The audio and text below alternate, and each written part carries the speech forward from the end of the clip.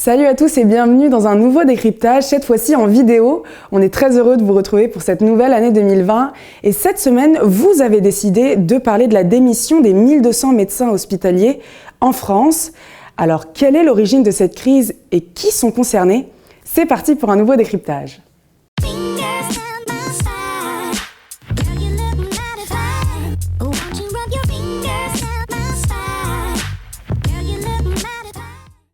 En 2018, déjà 1000 médecins avaient signé une tribune dénonçant l'obligation aux hôpitaux de faire toujours plus avec toujours moins.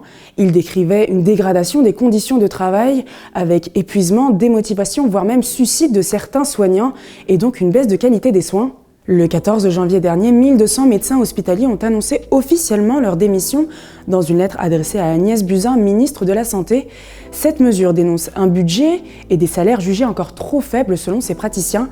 Il s'agit d'abandonner les pratiques administratives comme la participation aux réunions par exemple. Autrement dit, ces démissionnaires décident de continuer de pratiquer leurs soins sur les patients. Mais revenons ensemble sur les origines de cette crise. Dans un premier temps, l'hôpital public représente une dette de 30 milliards d'euros. Le plan gouvernemental est de reprendre sur 3 ans, dès 2020, 10 milliards d'euros, soit un tiers de la dette totale du secteur. Dans un second temps, les salaires sont jugés encore trop faibles. Les aides-soignants et infirmiers, qui sont au nombre de 40 000 en région parisienne, rencontrent des difficultés à se loger. En moyenne, le personnel hospitalier est rémunéré 1 900 € bruts par mois.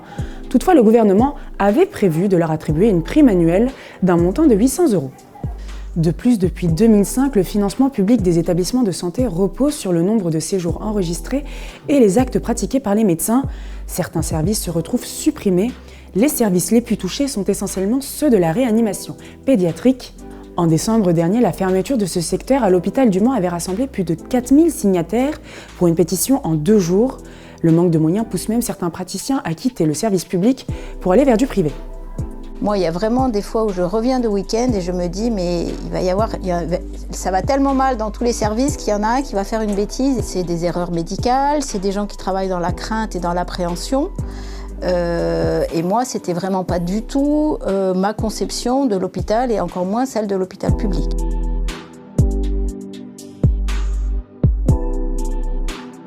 Ils étaient au départ 660 médecins menaçant de démissionner pour arriver fin 2019 à dépasser la barre du millier. Parmi eux, 600 chefs de service, 470 responsables d'unité et les quelques 130 restants, membres de structures de gestion. Ce sont des médecins pratiquants issus des 4 coins du pays qui se révoltent. Sont concernés des hôpitaux parisiens tels que Robert Debré dans le 19e arrondissement de Paris ou encore la Pitié-Salpêtrière dans le 13e, mais aussi à Vichy, Limoges, Nantes ou encore à Marseille, où on compte une 50aine de chefs de service qui continuent de participer activement aux opérations.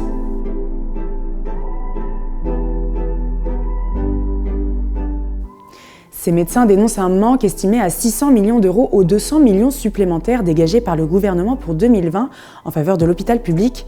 Agnès Buzyn, ministre de la Santé, reste discrète, mais promet de dégager 800 millions à 1 milliard d'euros de trésorerie par an pour les hôpitaux, notamment pour engager du personnel, mieux les payer et procéder à des rénovations.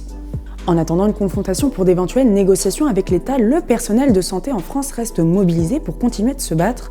Si des négociations sont engagées avec la ministre de la Santé, alors ils ne mettront pas à exécution leur menace de démission. Reste à savoir si Agnès Buzyn sortira de son silence. Merci beaucoup de nous avoir suivis en espérant que ça vous a plu et on se retrouve la semaine prochaine pour un nouveau décryptage. Salut!